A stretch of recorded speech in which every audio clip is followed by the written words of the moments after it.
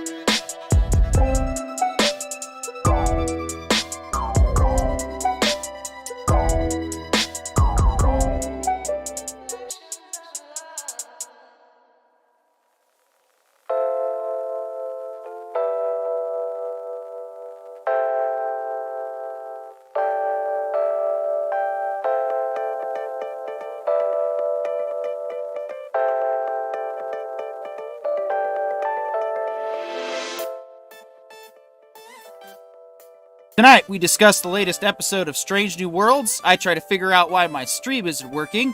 And we'll conclude tonight with The Old Man. All this coming up right now on The Writer Brothers.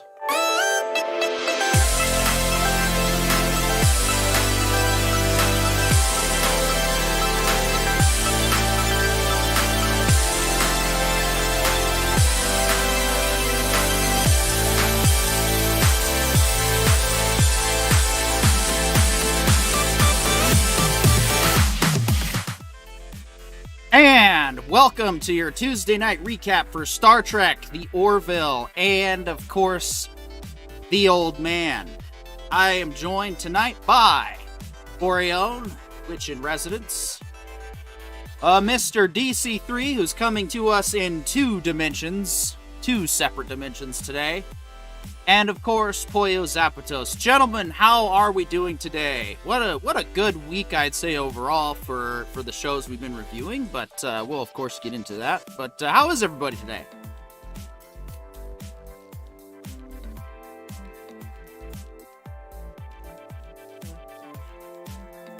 Right on. And of course, John, you've got, looks like someone crashed your party at your studio. What's going on there?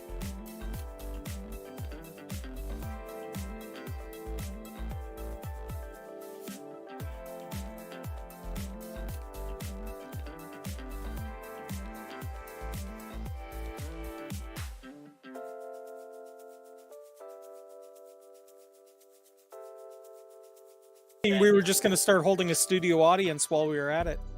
Yeah, and sadly, so I'm still, of course, getting used to our new setup. We actually had a discussion with it on our Twitch, so I do apologize. Nobody heard anything that you guys said until just now because I had you muted. That is my mistake. So we're still an early access show, you know. We're polishing out the bugs and getting the review from everybody. So we'll just kind of start again. Everybody good? Everybody's good. That's what everyone said, and I just nodded politely. I was sitting great. here and I was like, why do I hear him twice? And I was like, oh, I'm in a room with him. That's fine. Yeah, that is why. So let's go ahead and start with Strange New Worlds, Episode 4. How did we feel? What did we not like? I got a few things I didn't like, but I don't need to go all the time, so. All right. Strange New Worlds episode 4. I thought this was episode 8. Oh, I got it confused with the Orville. That's my bad. Sorry, it's 8. Orville's 4. You silly goose. Well, you know, Orville feels more like Star Trek than Strange New Worlds does right now, so, you know. Yeah, I mean, I was going to say, like, you know, as I had said previously after immediately watching this episode, every once in a while, Star Trek decides to do one of these genre-bending ideas where they're a sci-fi show that tries to be a fantasy show, and it always makes the worst episode list of all the other previous tracks. And it seems like Strange New Worlds is doing its very, very best to keep that tradition alive by giving us something so absolutely not good that you know, it would make that worst list every time. Personally, I'm never a fan of a situation where they take the captain and make him look like a cowardly ninny. You know, also, I mean, we've already got somebody in the show that on average is a, you know, pretty shoot first, don't bother asking questions because they're already dead kind of attitude. And we just got another character that was super stab happy, which, you know, I'm not a super fan of. That being said, yo man, Hammer as a wizard, it sounds weird, but it just kind of worked. Yeah, we'll reiterate. You know what? We say what we like a little bit to tease the next segment. No big deal. I really like that he owned it, but we'll get into that. We'll get into that more shortly. Rajondon, what did you guys both think? I want you to talk at the same time. Rajondon. At first, I didn't understand what he meant. It took a second. It was terrible, sir. Yeah, it's Terrible. It's clearly John and the fat guy in his kitchen. So what did you think was, what did you get? All right, so speaking of terrible, what did you think was terrible about Strange New Worlds this week? You know, for the record, though, if you want to merge them, I do have a book in the back corner over here. You can make that happen. Yeah, I don't think we need to be, like, doing spells out over the internet right now. I think we're attempting a little bit of fame with that. No. Magic friends, unite! We're here to bring joy and merriment and maybe global warming or not, ? We'll see. But also carry on. We already did the mind meld episode a couple episodes ago, so now this is a double spirit episode. Okay. Well, you know what I always say, if I don't get the curse right, I do offer a free hex change. Yeah. No. All right, so why don't which one of you wants to go first between the two of you to discuss what you did not like? The whole part where I didn't practically start the episode. I was a big fan of that factor. All 0 minutes I watched were terrible and great at the same time. It's like a weird bliss moment. I didn't get a chance to touch it. Okay. No, that's fine. I mean, I'll be honest, you guys didn't really miss a whole lot. You know, the thing that I'm really I really look forward to discuss is our last segment, which, you know, hopefully Corio will play catch up this week, and then we can all get on the same page. So it's really not like you'll know when I'm excited to talk about it. You know that I'll be like, guys, you gotta try this. It's amazing. But this week I don't really think it was that great. I'll let John explain why he didn't think it was that great. I actually thought this episode was pretty fun. My biggest issues and like gripes I felt were way more along the lines of like, you got to be a Star Trek fan to put up with this kind of thing. Like, you can't be okay with the amount of shenanigans pulled in this episode and be a first-time viewer. And this, to me, it just keeps going back to like what I've been saying overall with these, like, the newer shows, is like, you're trying to pay homage, but you haven't paved your own road yet. Like, you don't start saying where you came from until people want to know who you are. If you open with automatically saying where you came from, then everybody goes, well, now I got to compare and contrast. And it's like, well, now you're doing yourself a major disservice, because if you fail, everybody knows. We have so many details to look at. And I think that's that's why I like this episode. Is as far as risky and audacious endeavors go, this was the most costume quality medieval period I've ever seen. All right, well, we'll square our way back to you shortly, but I'll just go ahead and put what I didn't like out there. Honestly, I think the thing that really put the cherry on the suck cherry on top for this one for me really was the timing of this episode overall. I liked that, we had some kind of weird, we had the backstory with Mbenga's daughter, but I felt like if we're going to end this arc, that should have been done next season. I didn't really care for the fact that they did, 2 episodes ago we get a treatment, which would be like, okay, maybe more time spent out and hanging out on the Enterprise. And instead they were just like, nah, it didn't work. We'll just get her off the ship. And then it'll be this weird, interstellar moment where he meets the older daughter, like within 20 seconds. And I felt it was just too much. And honestly, pretty much second every single complaint that Corione said. I pretty much agree. It was a hard one to get through, but it didn't feel as cheesy to me anyway as last week's episode. I felt that last week's episode was a lot worse when it came to the cheese factor. So, like I said, it was a cool idea. I don't hate it, but I might end up, hitting skip on a rewatch on this one, to be honest. But any other gripes anyone wants to add, or? Well, I just, us being the team writer here, look, I feel like they took 2 completely divergent ideas of having the whole crew be pulled into the fantasy land kind of idea, and the daughter growing up rapidly. And they really didn't give us a sufficient amount of time on the second one to justify the first one. I almost think that if you had either separated these 2 episodes out into their own concepts, or had just gone with, they come into this nebula, they run into a life form, the life form runs into the kid, goes, I can fix her, but I've got to age her up. And the kid is aged up and is on the ship, and the dad is just not able to cope with the kid being older now and having missed so much of his kid's life when he was slowing his kid's life down so much. That could have been a very interesting concept to play with. Conversely, if you had just left the fantasy element of the episode as its own standalone thing, we could have had something interesting there too. But compacting them together didn't give either of them really enough time to breathe.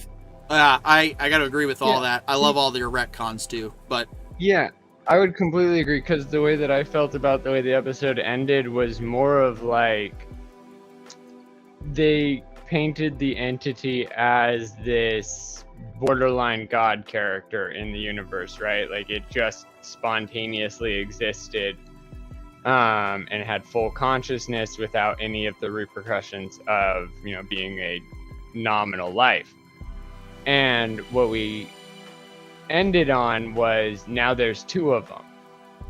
Rather than being like, here, let's cure your daughter, look, like, this is why the whole fantasy thing went on, is because, like, we're literally in her mind rewriting her code, and so you are too, and this is us translating to you, us, bioengineering her recovery.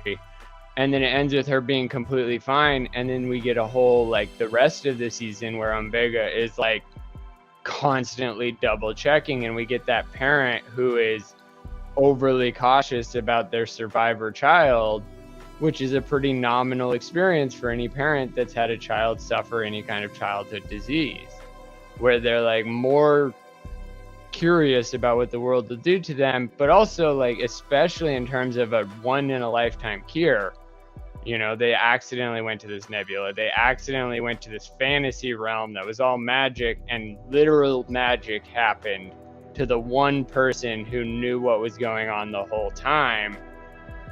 What a fun twist on fantasy / science fiction, you know? But the way that they ended it with the daughter like leaving for good, it was just like, you just killed off one of your best possible hook characters for the rest of the series. Like, watching a child grow is one of the best ways to prove progression, right? Like, oh, look, we can't just hide that this is a 5-year-old anymore. She's very clearly 10, so we can't, like, Family Guy wouldn't work if it was live action, right?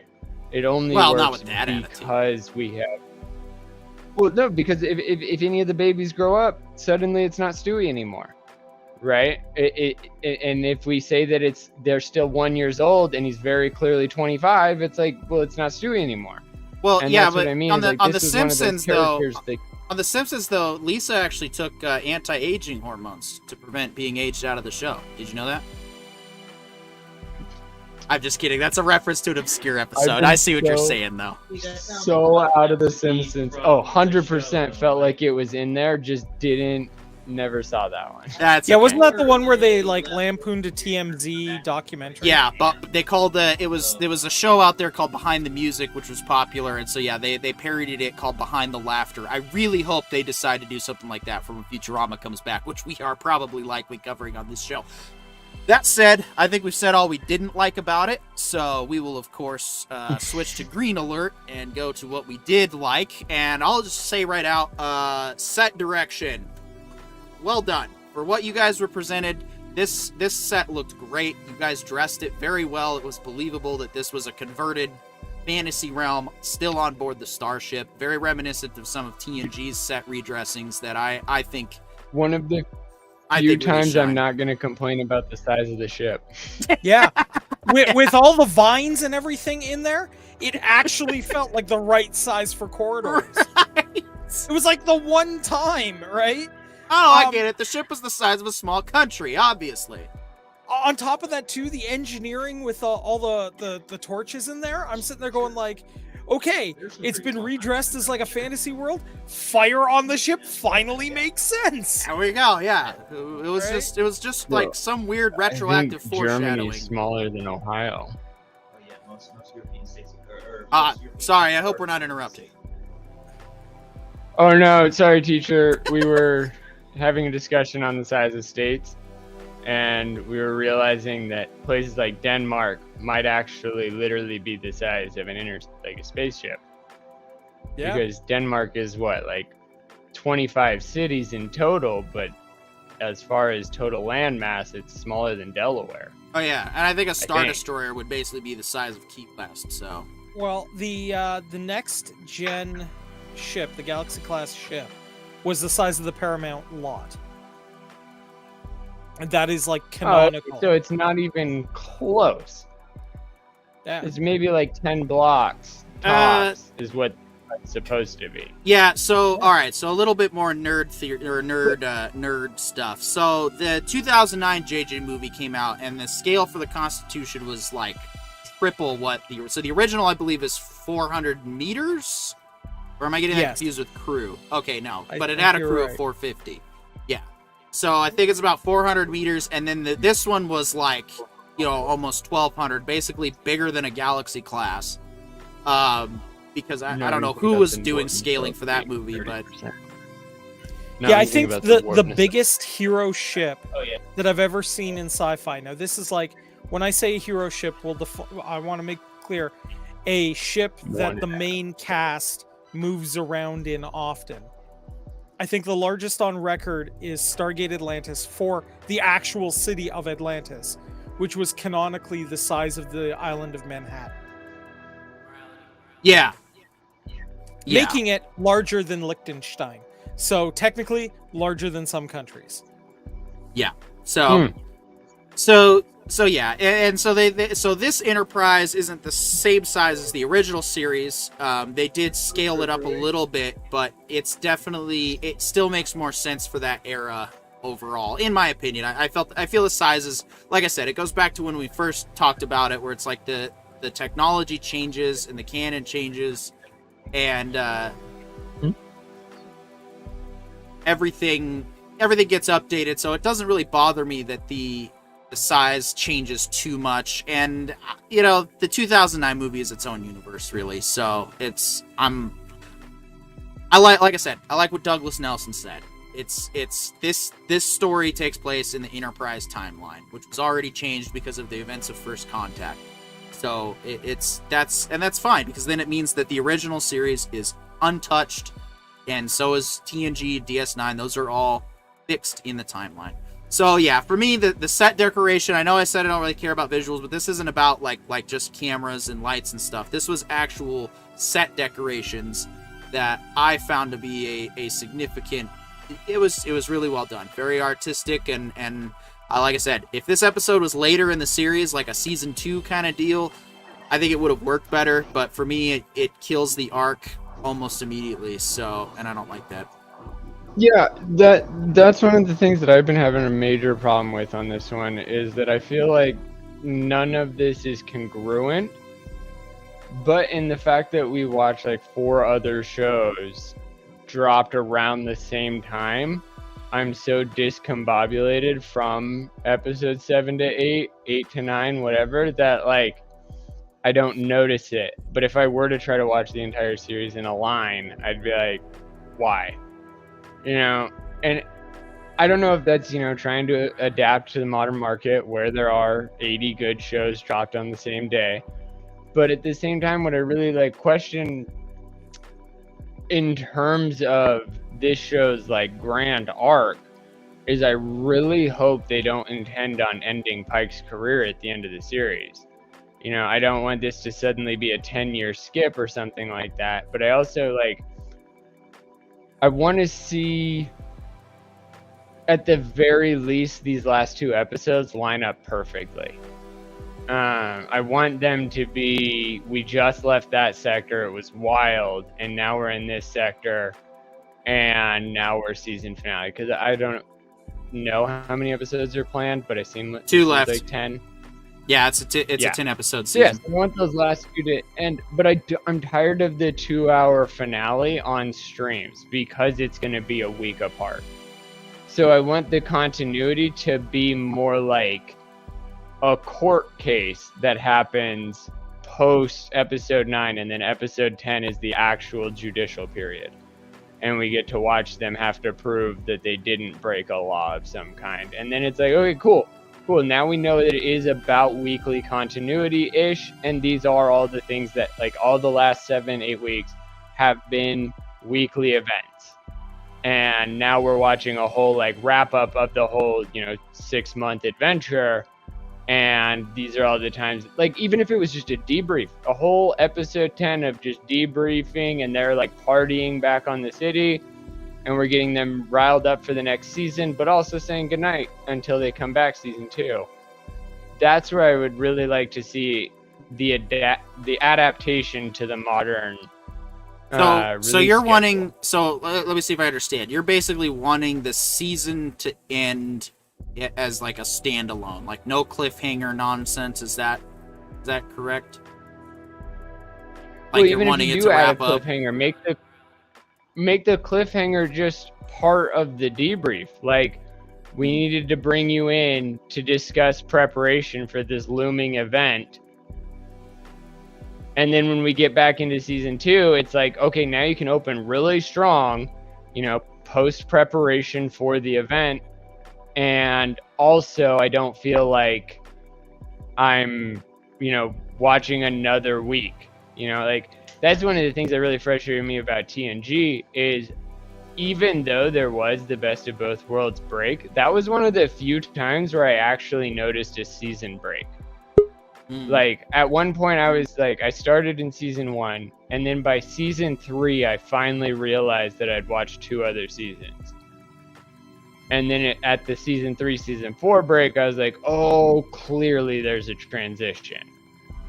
And that's what sounds frustrating to me. It's I don't want that again. I want this show to end with clear, concise ending so that we know you can end. So that way when it comes to season 10, you're going to drop, or not, season 10 years from now, you got, Pike's final death scene. And you're not teasing us with Kenobi's season 1 that was supposed to be a miniseries. I'm I not hear ya. touching I that, think- old man. I think I'm worried that because they teased Cybok, they're going to go back to that right now. That's going to I'm be our season so- finale. Yeah. I'm so worried that that's what they're going to do. Because if they go to, like, the next episode, they have to go rescue T'Pring because she was doing a prisoner transfer and Cybok's gotten out. And then the last episode is now we've got to hunt him down. And, like, the next episode of the first season of season 2, right? Like, the first episode of season 2 is, well, now we're on the run trying to get him back to Vulcan to lock him back up. I will not be happy at all, because you have one of two things. You are either a new show that is unique, that is going to stand apart from the other Treks, or you can bank on all the previous Treks before you. You cannot do both, so you have to pick. Am I going to be able to go back to the well and trust on the nostalgia of classic Trekkers and be able to dip into that well of Cybok? Or are you going to go to Strange New Worlds and treat yourself as unique? You don't get to have both. You're not that You need a cool. pillow or something as well. Yeah, no, I completely agree with that, Karen. I have noticed one of the things that feels like it doesn't translate well here is, like, when Netflix drops the entire series and it ends on a cliffhanger and I have to wait a month, a year, 2 years even for some of my shows, it's like, yeah, you gave me all 10 episodes in a row. Obviously, you were giving them to me to parse out according to the potential cycle, but I'm crazy and I ate them all right away, just like Patrick would with the candy bar. And that's on me. So for me being teased by a cliffhanger an hour after you drop the whole series, that's my fault. But when you're like this, when you're a 10 episode series, which somebody brought this up in I want to say it was Oz in the Night's Watch. He brought up the fact that, or no, it was the other one, Ben, or no, not Ben, one of the other people on the Night's Watch. Shout out to the Night's Watch on YouTube. But they brought up the fact that when you're dropping a series from episode 1 and you want to get new subscribers and you're dropping 10 weeks, you're guaranteeing yourself, like in the case of Paramount, it's like what, $8? So you're guaranteeing yourself $24 in content if people follow along for all 8 months or all 10 episodes based off their 1 week free trial. And to do that, you need to give the full 3 months worth of content. You can't tease quality content and then say, okay, now continue your subscription to next year when we release. Because otherwise you're going to have all these drop-offs, which is what Disney keeps doing. Like, a lot of people only subscribe to Disney for the Star Wars drop out. And that's like, Netflix has never done that. Netflix is like, here's The Witcher and Real Housewives of Santa Barbara and 10 other things that you may or may not like to watch in between. And here's 100 other classics that we just got licensed for the next 6 months. And now we're dropping Witcher season 2. And yeah, and here's Korean movies, here's other worlds that you like, other cultures you've never interacted with, and here's new stories. But like, you get Paramount and it's like, guess what? Join us for Star Trek, join us for Halo, regret it the whole time, and then keep going. Yes. That is a clip right there. Holy crap, that is an excellent clip. Get us for Star Trek, get us for Halo, regret it the whole time. That is going on a t-shirt too. Yeah, I think Paramount is like that girl you see at the club, that while you're at the club, she's like, okay, I could go home with this. This looks great. So you talk to her. And I mean, you're sitting there going, well, okay, she can't really hold a conversation, but you know what? She still looks pretty good. And then you get her home. I'll buy her and then one $8 her... drink. Right. But I'll buy her 2 $8 drinks. Right, but then you get her Oh, home. great, I spent $24 on drinks. you get her home and you're a little confused why she keeps turning out the lights in every room you go into, but you're kind of like, okay, all right, I'll go with this. And then in the morning, the light hits her and you realize what you've brought home. And you're sitting there going, can I gnaw my own arm off to escape this in time before she wakes up? So it's like, can I get this done quick enough that I only lose the arm and go? Or am I going to lose the arm and my self-respect? You wake up next to Brandon. Well, I mean, that hasn't happened to me, thankfully. But, I'm sure it's happened to somebody. Yeah, we're really riding the PG-13 line on this one, but yeah, I mean, that's those are both great points, and yeah, no, I really liked it. And, come to Paramount for Star Trek and Halo and regret it the whole time. That's I don't totally regret Strange New Worlds, but I'm not. My bar is like in the ground right now for how this one's gonna end, and so I really don't know. I not only know what to expect, but I don't know if I care anymore. And you know what? I'm coming from jaded. I'm trying to get. This is not a Kenobi stream, but man, I'm still just like at the point of, who cares?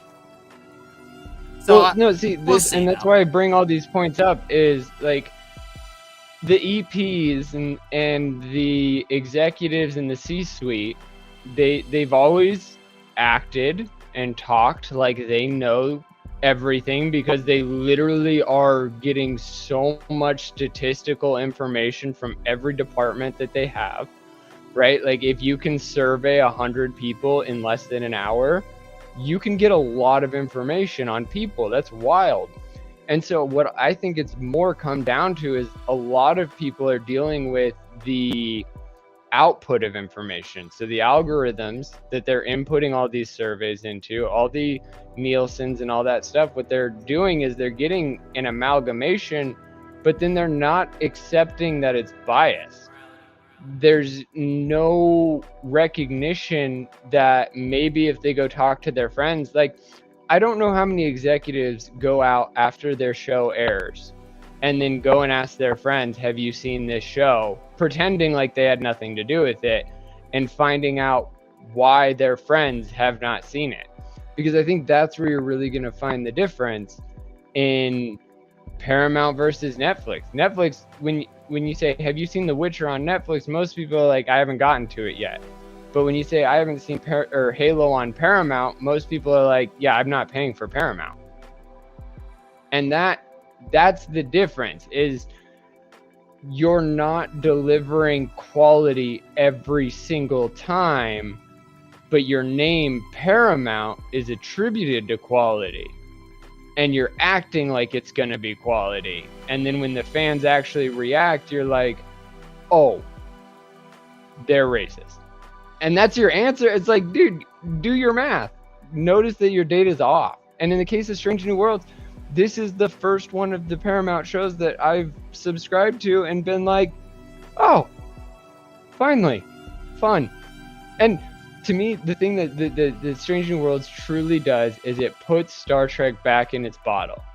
There was a long period after the 2009 and the more modern Star Treks where it was like, oh, Star Trek is equal to Transformers in action and fun. And no, it never was. That's not a compliment. Star Trek was the boring Star Wars. It was meant to be an actual militaristic, mature exploration of space, dealing with mature questions like, what is the meaning of reality and humanity when there's 800 humanities? That's a deep philosophical question that Star Wars just glossed over. Yeah, well, I mean, like, let's take a look, right? When we take a look at Star Wars, it came out of the, the pulpy sci-fi stuff, the Buck Rogers, Captain Photon kind of stuff, right? But Trek came out of those golden age sci-fis that I've been trying to, gift to you guys to take a look at. because what those were doing was they would pen a question and then spend an entire novel trying to get to the bottom of that question. Original Trek, what it did best was it was a Reader's Digest version of some of those classic works of sci-fi. So that's what, Original Trek was. Next Generation basically did the same thing for the Silver Age of sci-fi, where we've answered some of the questions of what it means to be human and what some of the tech is, but that's just brought up further questions, and we should be answering those. That's what Strange New Worlds needs to get to, is they need to get to the point where these are the modern questions we're asking ourselves as a people. Yeah, and I felt they did a great job with that right out of the gate with episode 1, and absolutely, it looked like it's promising, and we'll see how it ends overall. And I'm not gonna. I'll be back for a second season, but taking that question on, that's where I'm super hyped about this episode, because in terms of the mature questions about fantasy, we've never once seen an episode of Star Trek where they get thrown into a fantasy realm and only 2 people are aware they're in the fantasy realm, and everybody else is filling a character role of said realm, and making it harder to tell whether or not they're hallucinating versus somebody is messing with the ship. And that to me was really cool. Actually, if you have one of them, I haven't seen it. I should. There are 2 I can name: Masks from TNG, and Dr. Bashir, I presume, from Deep Space Nine. Yep.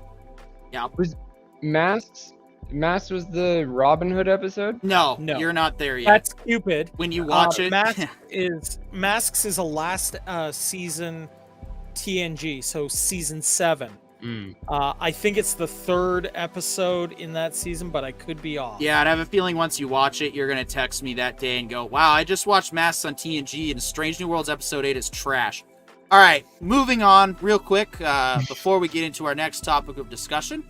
This episode is brought to you by our sponsor, CNC Sutlery. They provide all of your Civil War and Indian War needs. Now, you might be wondering, why would a show like this be sponsored by a sutlery? Well, as it turns out, they are one of the biggest providers. They're becoming one of the biggest providers for a lot of movie studios and film projects, as well as the primary provider for a lot of the different Buffalo Soldier regiments as well.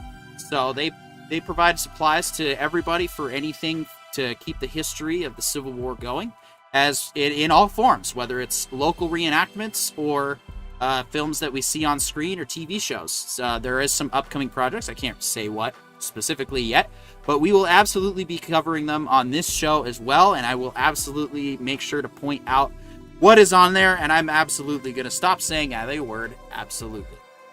With that, it is now time for our next segment, the Orville. Our next sponsor break. Or what? Me. Our next sponsor break. Me. Here I was going to say, I will go so far as to say that if we get enough membership to the Writer Brothers channel, the 3 of us or the bunch of us will rent costumes and reenact the War of 1812, just so I can kick these guys' butts. Well, and we probably will play. I'm bringing modern military tactics. See, like that. I'll protect the waterways. See, that already sounds like an awesome moment to check out. So, guys, go for it. Yes, absolutely. I'll tell you what I did with my boss at work today, man. I pick and choose my battles at work. The problem is I have a bad habit of, once I pick a battle, using war crimes or guerrilla warfare in the process. Yeah. Hey man, Orville, I play a lot of BattleTech. War crimes is just a day at the office.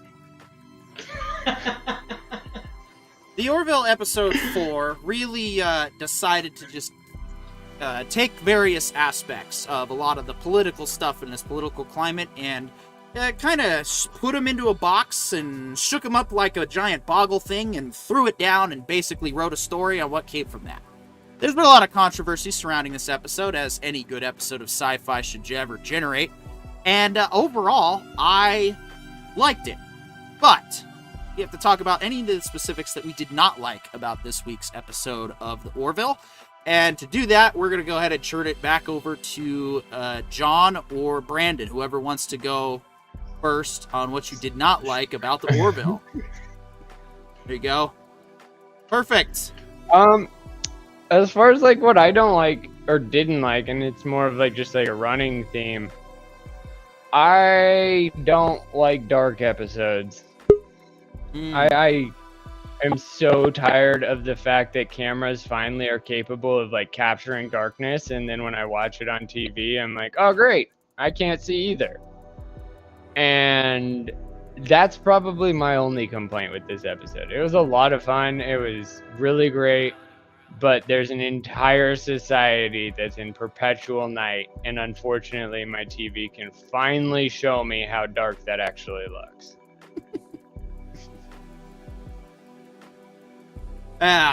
Brandon, anything to add to that?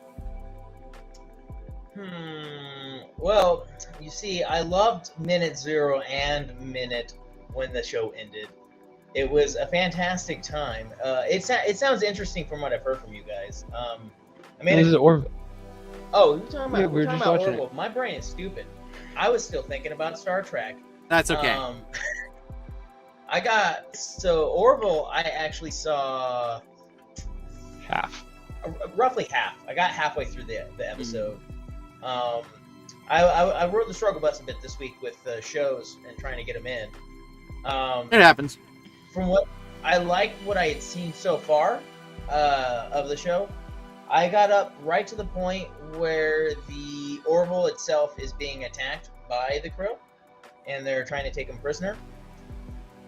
So I still have like the resolution. I had some theories and ideas running already in my head about where it was going to go. So I don't. Once again, it comes back to I don't totally know where it's going yet. You did at least. I was both excited and. You did at least get to the part where. Yeah, I think if you were there, that should have been. No, he missed it. He hasn't seen it. He hasn't seen it yet. He hasn't watched seen it at my house. The thing that changes the whole I watched the last episode. 10 minutes with him. Oh, you did. Okay. Yeah. Okay.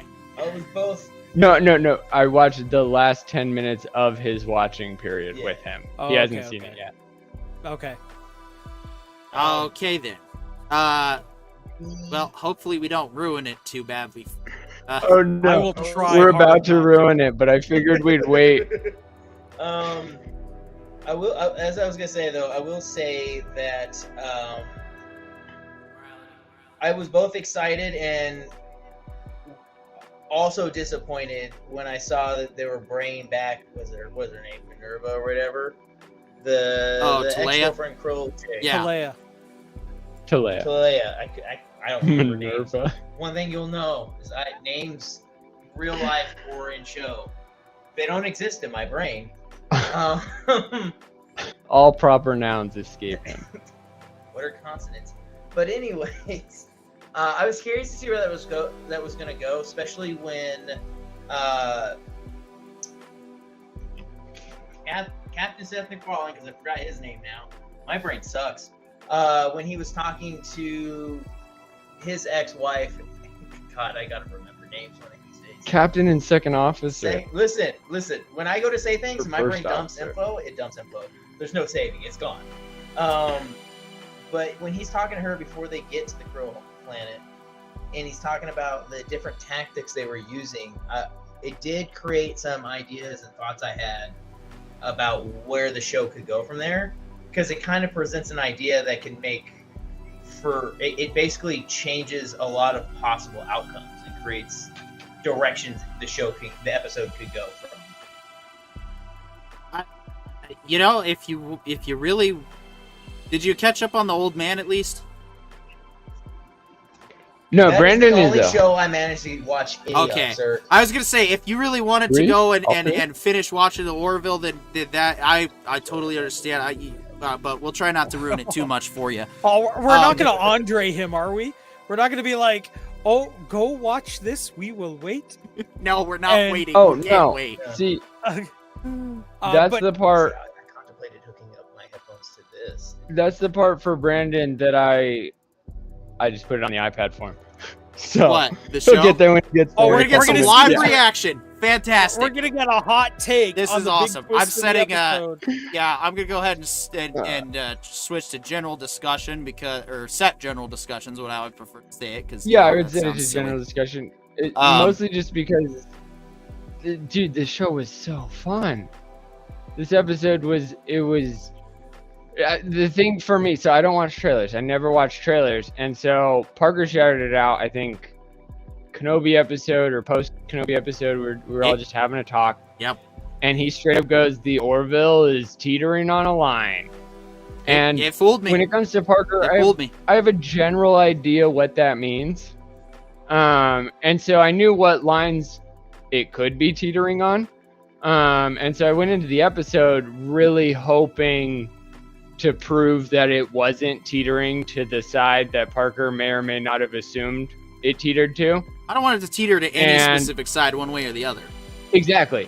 So I was ready to negate whichever side it teetered to. I was like preparing, going into the episode. I was like, all right, you gotta get both sides. You gotta grab the left and the right, and hopefully, whichever way it sways, you can prove that it really didn't, and it left it open. And in this episode, it didn't sway any of them. Like I said, Like, it grabbed them both. It grabbed them both together. Tightropes I've ever seen. Yeah, no, it grabbed them both and even crossed different values on different inches. Well, It's an excellent allegory.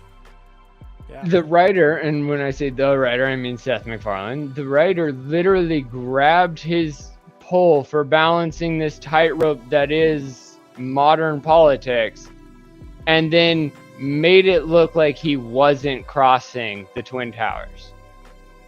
Like, it was clean. I would say there was no sway. At no point did I feel like he faltered a little bit. At no point did I even feel like he was even having that discussion. But he was 100%, because like people are gonna go into it based on the trailer, assuming, just like Parker did, things. I didn't assume. I And just those suspected. things, yeah, exactly. Suspected. Cautious expected, optimism is what I went in with. And I was did a very threat happy. assessment, a risk assessment, and that's what I'm saying is, like, I went in with the secondary risk assessment. Like, I have to judge whether or not his risk assessment is going to be accurate. So let me assume all risks. And that's where I'm like, I walked out of the episode like, what was the trailer? Because all I got from the episode was a good was trailer. Orville. It was exactly Everything the trailer it's Seth supposed to MacFarlane. be. Yep. Yeah, it was So, fun. I will say the one thing that I'm still kind of having a trouble with this season is Ensign Debbie Downer. I'm still having issues with her. I mean, get over it by now, right? Like, that's where I'm at. One quick Did you question know to I lost jump in. people in the battle with the Are your- Kalon? Yeah, it's Are like, your issues with Debbie Downer because she's a Debbie Downer, or are your issues with her because she's your barista? well, first, my barista is like, downstairs and it's a Cylon, so I don't really have that issue. I thought you may or may not pay for your coffee. I was saying she just seems like literally every 20-something I meet these your days coffee. is borderline nihilist, but justified hero. Yeah, I mean, see, but to me, what the issue is, if I'm trusting my life to a group of individuals that I am working with day in and day out, even if I generally disagree with some of their politics or some of their people, I'm gonna get used to it. I'm gonna get over it, because while I may not like that group of people per se, That's right. Point right because at of me. their political beliefs. Okay, well, I'm just going with a random Horse direction joke. here. But while That's I may how we not settle our like differences. but while I may not like a certain group's stance on something, right? If I'm working with the person day in and day out, I'm gonna figure out some way to balance it out. I'm gonna figure out a way to live and let live, maybe come to some sort of accord that both of us can just work, right? Even if I don't necessarily like their politics, I can find a way to make to at least have a professional rapport and not bring it up all the damn time. So that's what gets me with her. And I don't want to. But well, and and I'll let, if it's all right if I just interject. Yeah, go. Quick. That was the wrong word. And I don't want to make this super political, but I mean, really, that's part of what TWB is all about, right there. We're trying to restore respect into discourse, and that begins by recognizing that, one, politics is a fickle mistress. I've had a few friendships based on political agreements before, and to be honest, they don't usually last beyond the initial interaction, because it's like, you have to have, and you said it in your video, Corione, the shared experiences are what really bring people together. And it doesn't matter where you come from or what you choose to believe in personally, because what matters is your actions. And if your opinions aren't necessarily guiding your actions and causing you to mistreat people, at the end of the day, they're just ideas. And so you're 100% right, because you would actually build a work friend that you could disagree with and be totally polarized on issues. But it doesn't matter, because it's not about that. It's about getting the job done. And it's about having a mutual respect for somebody that you worked alongside with. And that's what I really wish New Trek would take the opportunity to explain. If you're going to do all this diversity stuff, then show the people with opposing viewpoints from different cultures having to resolve that and reconcile that. And then at the end of the day, you have the episode finish in the mess hall going, hey, I thought you didn't like my lifestyle. And it's like, I don't. But you wear the uniform. I care about you. You're part of the crew. We need to get the job done. And you know what? Maybe in time I'll come around to it, or maybe in time you'll have more understanding from me. But the point is, we need to focus on the job. And that's a lot of what I learned in the military as well. And that's really what I think a lot of people need to learn these days is, it's not about being right. It's about what is right. And ultimately what is right is being able to respect each other and just kind of let the rest of the pieces fall where they may. Now, I'm not saying that we all have to be buddies. There are times from this show, or even in our conversations throughout the week, where whether it's John, whether it's Brandon, whether it's Corione, and I'm just like, okay, I need some spiritual rest from y'all for a minute, just because I'm stressed. And to be honest, sometimes it's stressing myself out from scrolling on the internet, which I need to do less of anyway. So my overall point with that is you're absolutely right, Corione. It doesn't. We should absolutely, be battle hardened to defend our ideas and not be afraid to exchange them amongst each other, even if it comes to like absolute blowouts. But I think what matters is going from that blowout to then, all right, let's go get a beer next week. Let's just move on, because I'm not interested in harming anyone personally just to make my points get across. If I was, I wouldn't be doing this show. It's more about what we can try to do to remind ourselves that what matters is we all have a right to life. We all have a right to opinions. And as long as, like I said, as long as we're treating each other with a base level of respect, the rest of the stuff really comes down to semantics in the end. So, and that's what I think this episode does a great job of, pulling different ideologies and then just mixing them together and then just kind of separating them out. You can see bits and pieces on the different sides in the Krill faction, but the point is not to analyze those sides specifically. The point is to see how their respective ideologies could be taken too far. And then also exposing, and that was the other thing that I absolutely love about this episode, is just like in Slow Horses, where they say the quiet part out loud, so too does Seth MacFarlane by literally saying psyop without saying the word psyop. I loved that scene where he's like, yeah, they put out BS deepfake propaganda about each other, and I'm just like, he's saying the thing. He's saying it, but he didn't say it directly. And so, yeah, I got nothing but praise overall for this episode, and I look forward to how the rest of this arc resolves. And did he get to the spot yet? He's not. Is he listening, John? No. He'll be like, whoa, when he gets there. Don't worry. True. That's true. He will. But yeah, like, to me,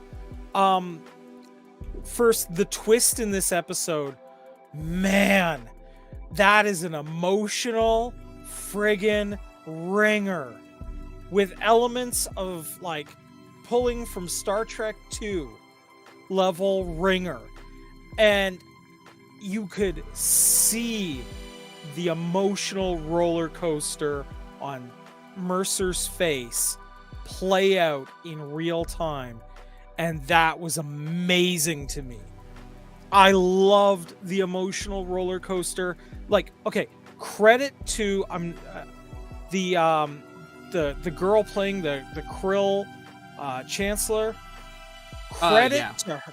Credit to her for being able to portray that much emotion under that heavy makeup. Like, wow, really well done. Okay, really well. I mean, and the implications of what all's going on here, I can only imagine too what was going on in Kelly's head when that conversation happened about what happened on the surface. I can only imagine.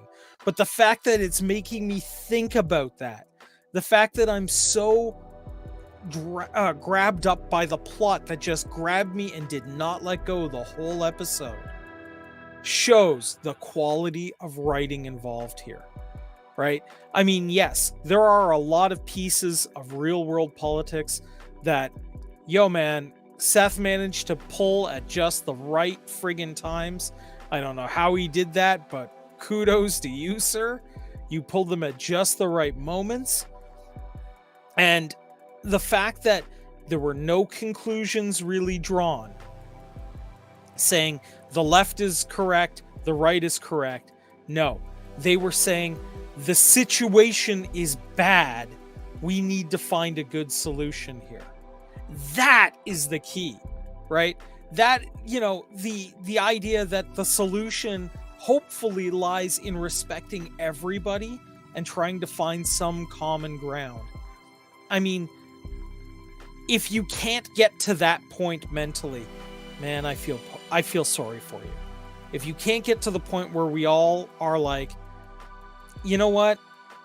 We may not all agree on this stuff, but at least we can find a resolution that, while not perfect for all of us, we can all live with, right? If that isn't your goal, I can't help you, man. But I'll capitulate to what you just said. Real quick, John. I will say this is, I understand that it's hard to get there. I will empathize with the fact that it is not easy and it takes a lot of time. Go ahead, John. So that's what I think this episode really posited to, not just the show itself, but to everyone. And that's the idea that no matter how long it takes to eventually get there, in a lot of cases, there's a lot of mitigating factors literally preventing you from ever getting there. And we see that in Talea. Like, she is a mother. And, like, I know what it means to be a father, but, like, watching my spouse deal with our child, it is mind-bogglingly different. Mostly because, like, the things that she puts up with for me, her spouse, versus the things she puts up with for the child is in no way compares. It's baffling, but also just in terms of the quick switch. Like, I only knew my spouse before our child as a person who, you know, dealt with me, but as an adult. But I never knew her to be like this, you know, great person that loves their child, and neither did she. And then all of a sudden she becomes like for me, as far as like the definition of love, look at a mom and their child. That's where you're gonna find the difference between the definitely love one of the best ones, yeah, a sexual mate and the love of unconditional love. Like, as far as the different definitions, those are very clearly stable examples. But this episode really brought out the fact that no matter how much emotional, unconditional love you have, you still can be biased by your entire understanding of the universe. And if your understanding is written and prophesied, and if anything, the very existence of the Krill as this universal superpower implies that your religion has more gravitas. It just all went to show how much this character couldn't walk out. This character could get all of the power but still have all of the emotional resolve to her history. She could get all of the understanding of Ed Mercer's experience and Ed Mercer's love for her, and just in the person-to-person connection, right? And still end up done, devastated, walking away, like, because her religion tells her that no matter what she hears, she's hearing it from Satan. She's hearing it from darkness itself. And well, actually, since like... it's the krill, wouldn't it be light itself? Just saying. So, she's basically the spirit child of Lex Luthor's religion. And the angels come from below and the demons come from above. And to that same point, and that's even more to show how much Seth MacFarlane put into an effort of writing, is perspective can change the difference between darkness and light. Darkness is safety to the krill. It's death. Light is death to them. Darkness is all things terrible to humanity. And light is our savior. And that, I think, really goes to prove that when threading the needle, Seth MacFarlane just does. He doesn't wobble. He doesn't almost. He just walks that line and says, "Are you following?" And you go, "No, probably not. I'm not going to risk it. I'll watch your quality, but I'm not going to pretend like I completely understand it." Yeah, Seth is definitely doing a better job of mimicking Gene Roddenberry's ideals than Star Trek is. And that's really why this show is. It's not because it imitates and mimics Star Trek in its style. This show is Star Trek because of the storytelling. Like, if he wrote this as like a fantasy story similar to Game of Thrones, I think you would still detect the Star Trek vibes in it regardless, because it's not about the spaceships and the technology, and while that is a part of it, that's part of the backdrop, the core of the Orville and the core of Star Trek has always been the writing, and that's why Seth is doing a better job at making Star Trek than Star Trek. That's where I disagree with you. I don't think if he set this, I feel like if Seth MacFarlane actually took the time to set this in a fantasy Game of Thrones universe, there would be no hints of Star Trek. There would be no hints of anything that doesn't fit the fantasy realm, and I think that's what Seth MacFarlane is really displaying. Because like when I watch Ted or when I watch Family Guy and I watch him rip on all the serious stuff that I love, whether it's Taken or basically any Star Wars film Seth MacFarlane talks about, but then when I see him actually be taking the opportunity to attempt to prove Star Trek right and say, no, Star Trek's actually a very valuable form of writing, they just don't really have any comedy sprinkled in. Watch, I can do that. And he does it. So I feel like if he were to write a Game of Thrones show, it would just be Game of Thrones, but slightly funnier. And that's Seth MacFarlane's skill, is he knows how to sprinkle comedy onto everything else you already love. Anything else you already love, whether it's Star Trek, whether it's Family Guy, whether it's Ted, American Dad, whatever he works on, he knows how to make it funny, but also not make it just the butt of every joke. And it's awesome. Yeah, I still think he could write this show as a Western and it'd still feel Star Trek. Well, go ahead, Corey. He did. It's called 1,000 Ways to Die in the West. And that was amazing. Right. It was hilarious. 100% imagined that guy existing. I mean, like the one genre I think I haven't seen him tackle, or the two I haven't seen him tackle yet, is big Bollywood musical, which Seth MacFarlane doing a big Bollywood musical would be hilarious, and I'd be in 100%. And the other one is like a Kurosawa Seven Samurai. Like I want to see him do it like a samurai epic done by Seth MacFarlane. Wait, so you're saying you have seen him do a Norse mythology? I guess not quite yet. He's come I was gonna say, if close. you have, what is it? I want to see it. Right? He's come close to a couple of Family Guy episodes, but nothing dead on. I think you're right there. Exactly. We may still have that. That would be such a fun one, because I feel like the way that Seth really displays his skill is not in inherent, he's a great writer from like every English teacher he ever worked with ever thought he was great, because as we all know, the reason the Orville isn't in the Star Trek universe is because CBS said, no, you don't know what you're doing, and they were wrong. So Seth's skill comes in his display of ability. He is the LeBron of writers. He is the Michael Jordan, the 10,000 hours, 10,000 times. And that's why I see him like messing with Norse mythology, messing with anything ever. He takes that time to research it, takes that time to learn what he's trying to work within, and then goes, how can I make jokes according to this media? Not how do I make this funny? Not how do I make this a big like parody? No, he's like, how do I make it funny within the thing that I'm trying to work within? And I know how to do it because I take the time to research every facet, every fanfic, every small detail. And that I think is why it's so frustrating to see executives at all in charge.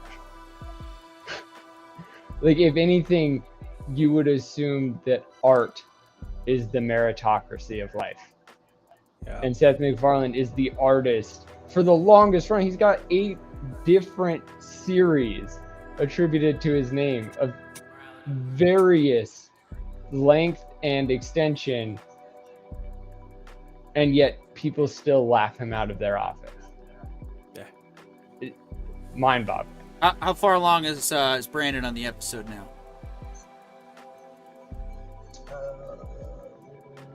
Just a little less 11.5 minutes. 11 minutes left.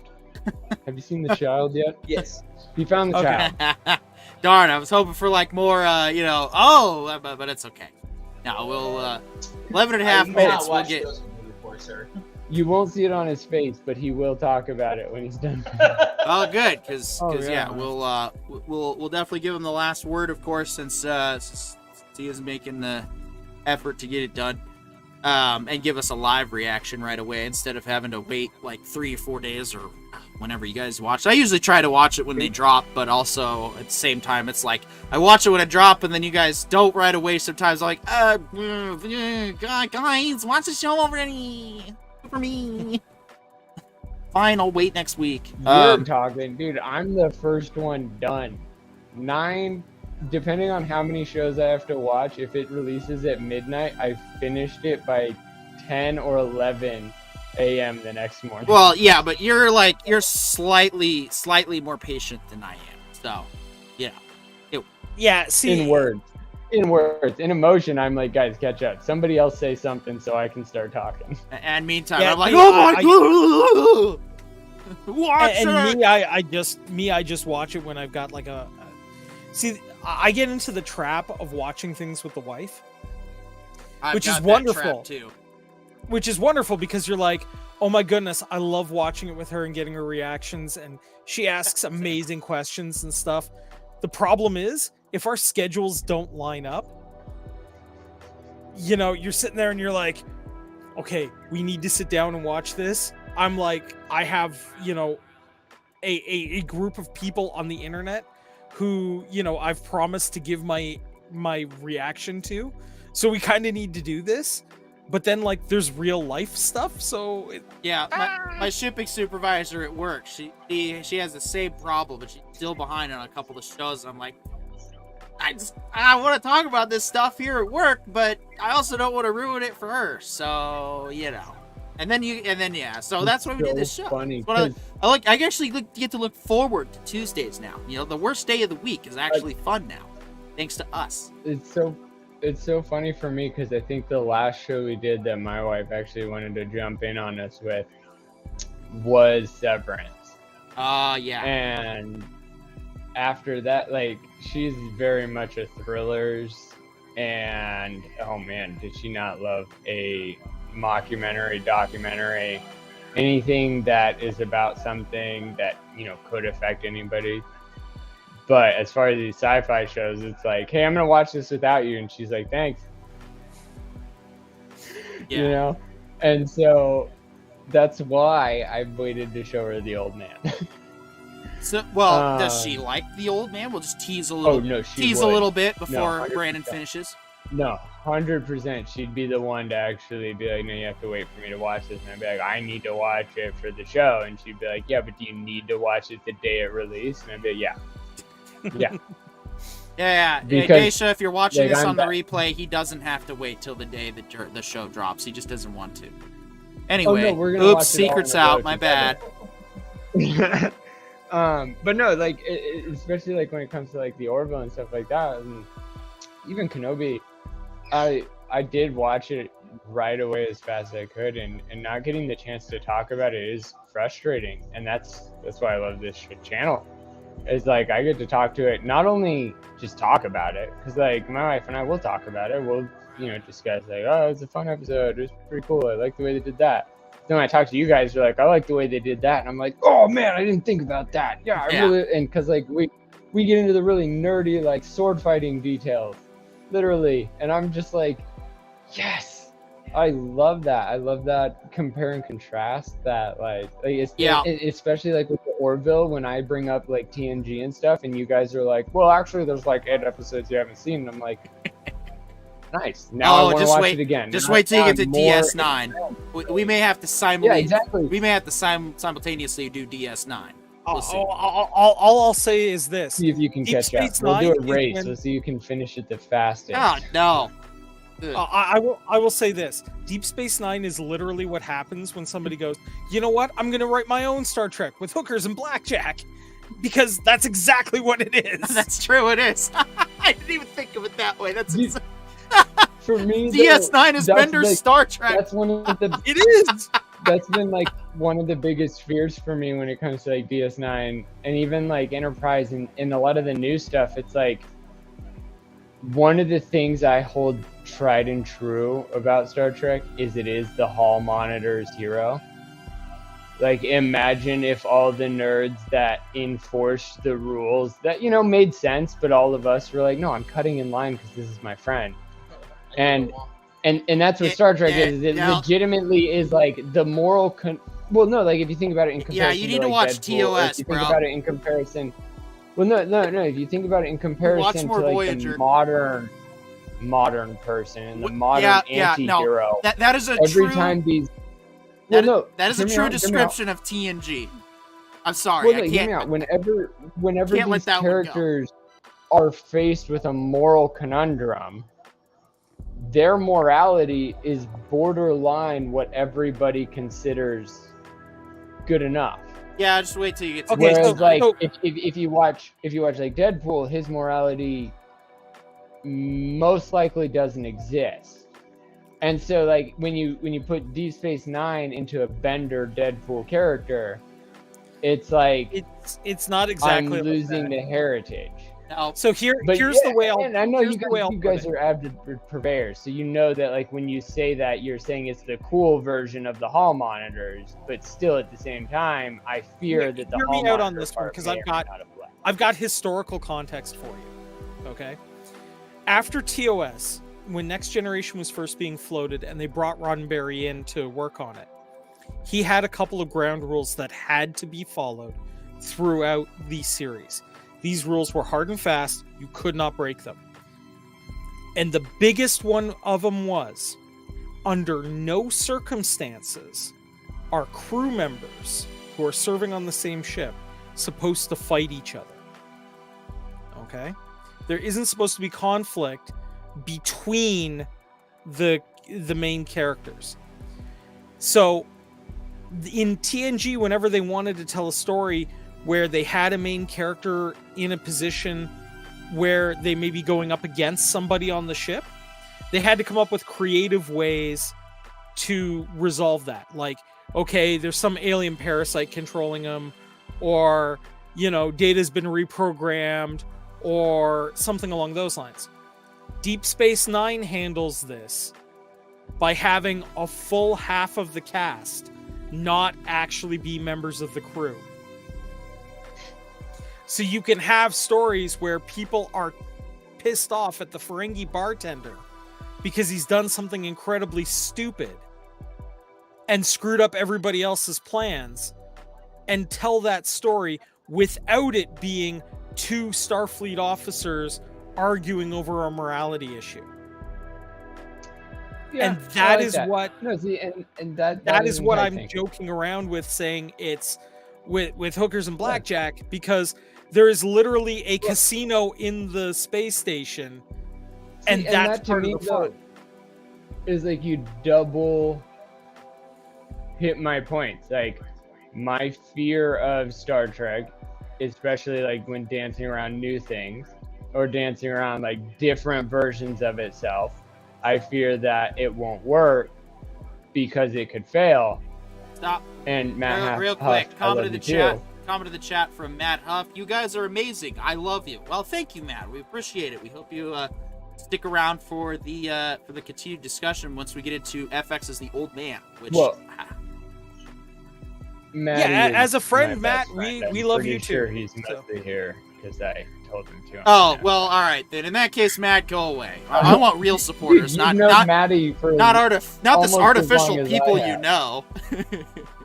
Hey No, man, I'm just I'll welcome anyone, man. If a No, I chatbot didn't know wants that to was come in that here was and tell us Maddie. we're great, Good I'll to take see you. it. Welcome to the show. Share with all your friends, and if you like what you see, consider giving us a subscribe. Dude, Matty, this is one of the few chats where you can actually raid, and the For people now. viewing will. Until we back. blow up, and then. Oh no, when it comes to Matty, I always will. well, we'll just if bring I him on the see his show name. at that point. No, it's way funnier if Matty's in the chat because then he's probably doing laundry. Well, Yes, you yes. yeah. Well, you mean you run yeah. But anyway, No, it's good to have you. anyway, Welcome to the show. I think it's actually really nice to know that Gene Roddenberry defined certain rules for his show. So when you say that in TNG, the main reason why everybody's nice to each other is not only because the writers assumed everybody would be, it's because there's a law. And if it's a law, then it's like, okay, I understand working within rules. Like, that was something that blew my mind about comic books. And did you know that there was literally a group of basically a version of the commission, the FTC, the Federal Communication Yeah. Commission, and- that limited whether or not artists could talk about certain things. Yes, and that's a good discussion once to have. Once I learned that, I was like, oh, that's why comic books are mostly Hallmonder heroes. Like, obviously all the cops hate them because they're doing the cops' job and the cops are great at their job. And I was like, that's obviously not real. And then when I found out that the law of the land that is comic books said you cannot paint cops in a bad light, and that's why comic books never painted them in a bad light, I was like, oh, so they were literally hamstrung. And if you're literally hamstrung, I can forgive every writing discrepancy. And that's, to me, that's the call out to transparency for these writers and any, writers that view our show. If you think we're hating on you and we're hating on the hamstrings that we don't know about, let us know. And we'll hate those first. We'll be like, the writers were stuck writing a bad series because there were idiots in charge. And that's the part that really scares me in terms of modern media, is I feel like they're hiding the rules. So anybody who thinks that they can finally do the job just is automatically blacklisted because of rules nobody is aware of. And that is something I really want to see somebody at least explain. Like, tell me you were restricted so I know what to write to. And yeah. Yeah. Anyway, so Brandon, finished it. summarize your feelings in 5 minutes. You just finished the episode. It's fresh out of the oven for you. Yeah, okay, so my thoughts here. So Oh, real I will quick, admit- sorry.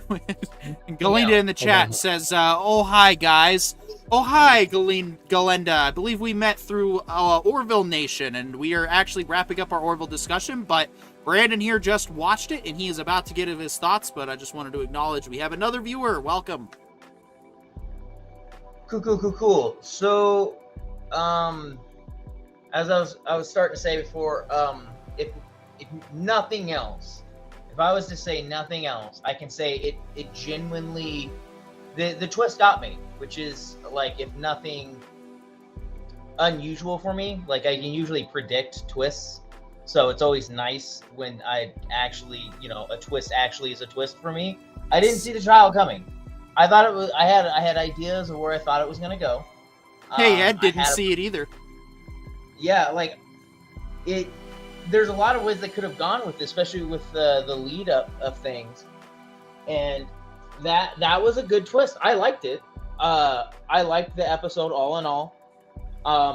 I weirdly was hoping that they were just gonna jack the child when they left, because that could be interesting to have this now half human, half krill on the ship everywhere they go, and dealing with that as its own unique situation, because that could be a unique thing to deal with in of itself. But the problem with that is then now you have two similar characters as far as their position on the ship. Though you could even treat that as its own interesting twist, because you have Isaac, who's the Kalon, who's being looked at poorly because everyone hates him because he's a Kalon. But then if you had this half human, half krill girl, you'd have this really mixed emotion of like it being Morrison's daughter, while also being krill, while her mother is also now an antagonist. Like it could be a weird and interesting duality of similar situations. That's where I would disagree with you, because if I were to think about it, the way that the Planetary Union looks at the krill is more along the lines of way the majority of the world looks at Catholicism. Like, yes, you have reached as many people as you've reached, but most of the world is like, your ideology is like semi-backwards, and in that essence, we look down on your naivete. Yeah, and that's but what I really I'm feel like is what they would do with the krill. Galinda in the chat real quick says Anaya is so cute, she really looks like Ed's kid. Yeah, I like her more than Baby Yoda, so suck it, Disney. My only point to that my point kind of goes with the fact that like you've had this war ongoing with them for a long time. Now you have this point where they have that view, and now you have another flip where Talea, who had this relationship and had this kid, now she didn't. That's kind of like what we saw, is a lot of Talea literally separated herself. Mm-hmm. It was more of an adoption process. Yeah, but that's why those are the points I'm with that though, like, so then, but my point to that was more the outward perception versus what actually happened with her. Mm-hmm. But now you also have her coming into power, separating herself from that, and then turning everything back with to where the krill were to begin with. So then you have people like I want to say Edison, Ensign, Charlie, yeah. Who is like super what's the word I'm looking for? Xenophobic.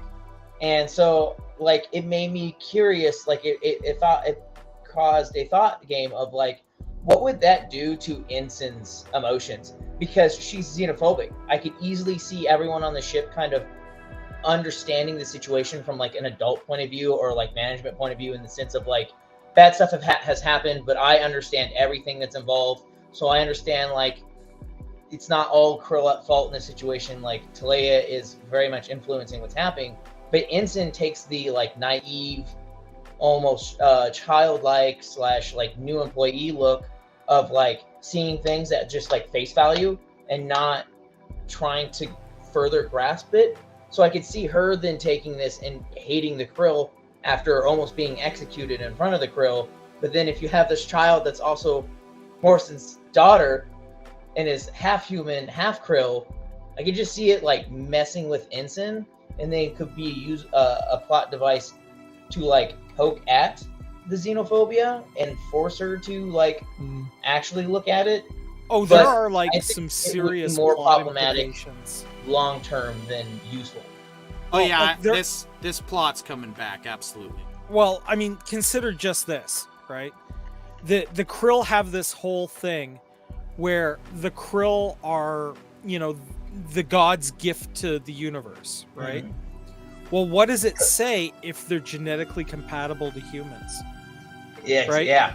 That's gonna be a thing. And if Seth messes with doesn't everything. touch that, right? Like if Seth doesn't touch on that, like as that's how the peace treaty is formed, is because they're genetically compatible, then I guess they are together and therefore should Or be. It Right? could be the flip side of that, though.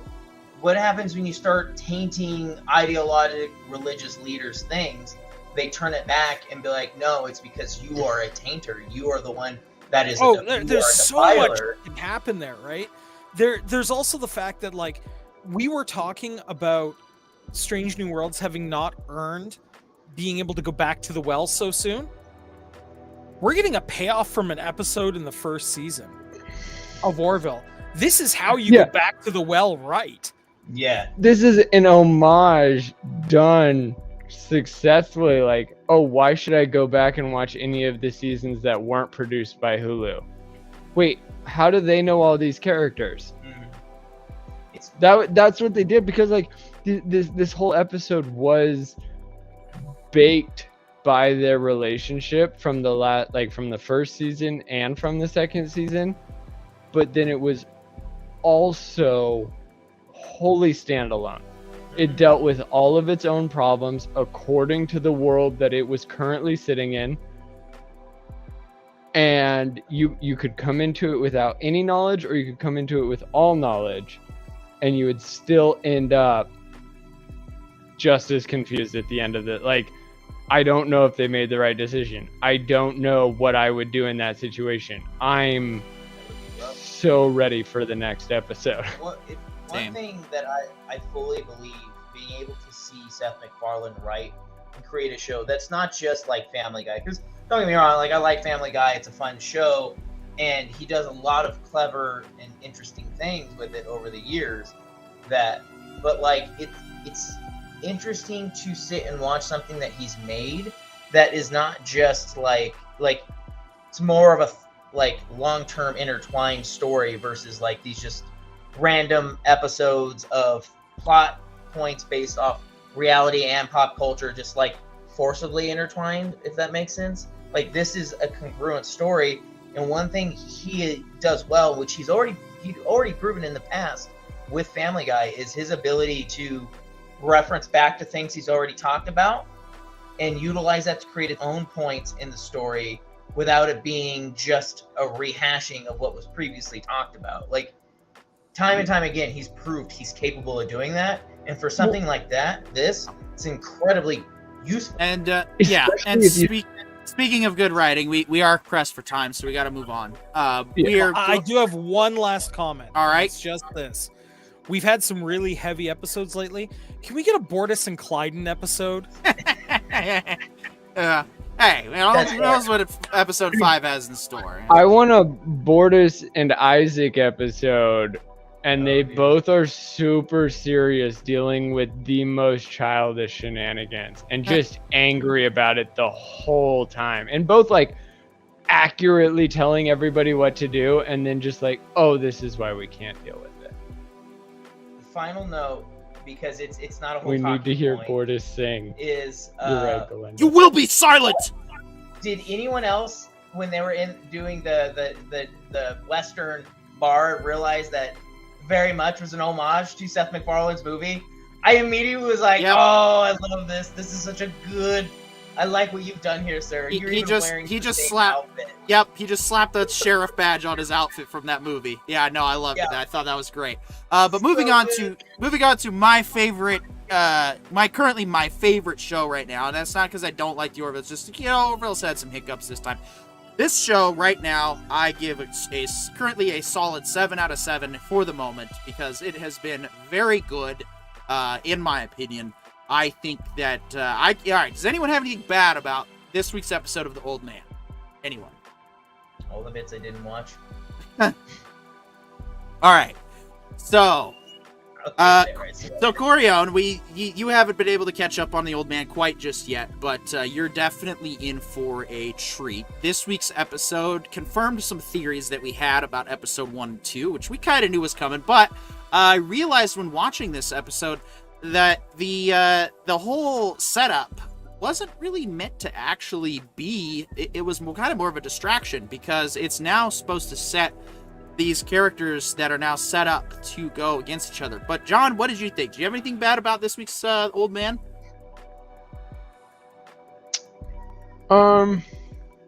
If I was gonna complain about one thing, I am getting tired of old stories bringing new stories. And I mean that mostly in terms of like flashbacks. So I get that like this guy is hardened and trained. That felt very evident from all of his relationships that were displayed in the first 2 episodes. But the fact that this mostly relates to a choice made in the 80s and now it's suddenly coming to bite him in the 2020s, that to me is, it's pretty hard. Galinda, I haven't seen this one, but I'm a fan of the dude. Well, Galinda, if you want to see the dude be Jason Bourne mixed with James Bond and still be the dude / Gandalf, he's honestly, man, the dude is so close to Gandalf in my eyes. I feel like he is the modern Gandalf. As far as like if Gandalf was a person, he probably would be closer to a hippie. So if you're interested in a spy thriller starring Gandalf / the dude, you're gonna have the most fun with this show, because everything that was The Big Lebowski, it was a human dealing with an obscure issue, but he was a chill human because his life had been organized in such a way that he wanted it to be chill. And then it was getting chaotic because other people close to him were being chaotic. Yeah, it's this, like that's what we're watching. Like literally, if the dude could be justified, this show justifies why he had 4 friends. One of them was a Marine, and the other 2 were barely hanging on to reality. And he needed that time after his wife had died to raise his daughter and go bowling with his friends. Like, that's how good this show is. It's so fun. And it doesn't break anything Jeff Bridges has ever done. If Jeff Bridges' whole career were made into a contiguous series. Both Jeff Bridges and John Lithgow are just fantastic to watch. Oh no, it does. It does break everything John Lithgow. Oh, like yeah. None of this stands up to anything of John Lithgow's history. Even John Lithgow in Footloose, like we can't see him as the preacher that wouldn't allow dancing in his town. Nope. Damn. No, this John Lithgow has never been seen before. This man is wild in terms of just like we look at Jared Leto and we go, wow, what a method actor. He gets so into his characters, and then we see his Joker. Well, I think he gets more into himself. This is one of those incidences where you would be like, John Lithgow is imitating Jared Leto's Joker on paper. Okay. I mean, now, and he's not. That it's mind-boggling. I mean, to be perfectly honest, when it comes to Jared Leto and method acting, I think he got the first half of method acting correct, just not the rest of the word. 2/3. It's yeah, Galinda says Bridges makes good choices when he takes on a role. I mean, the Fisher King changed my life. Yeah, you know, Bridges has always struck me as like the anti-diva of Hollywood. Like he definitely shows his acting prowess and his capabilities, and he's clearly he's got a wide range of capability. It's just he doesn't seem to be worried about the implications of those roles. Like, he clearly loved doing Tron and Tron Legacy, and he loved doing The Big Lebowski. But then he's doing something like this, and it's like you almost feel like it's out of character. but in a very good way. And yeah, you're spot on, John. With John Lithgow, this is very much not either of them. If you love Third Rock from the Sun, this isn't it. Not even close. No, but it's still really good. Despite both of them being the absolute leaders of their group on this planet in this story. Yeah, we'll That's try to what I keep mean. it somewhat John Lithgow spoiler-free, literally actually. pulled something. Dude, John Lithgow plays the absolute leader of Jack Bauer at the CTU. That's a good that's a good comparison. So if Jack that's Bauer was at CTU, not John Lithgow. Yeah. Ever before. Like, who was the gentleman who played in the first 24? It was a black gentleman. I want to say it feels like the guy who does the. It's the guy who does the. Are you talking about the guy who does the Allstate commercials? Yeah, he was on SEAL Team as well. Yeah, that's yeah, right. yeah. That's John Lithgow's character in this show. Never would ever have expected it. Never would have ever anticipated it, and never would have thought I could love it so much. There was one part of this episode that I actually had to watch 3 times. And I gotta find to see if the clip's available on YouTube so I can share it later. And it's the sequence where he goes, I've realized that we're both playing the same game. Except, this isn't a game that has any actual solution. You solve one puzzle, and then it creates a bunch more puzzles, and it just keeps going. And I was like, that is why I love competitive player versus player video gaming.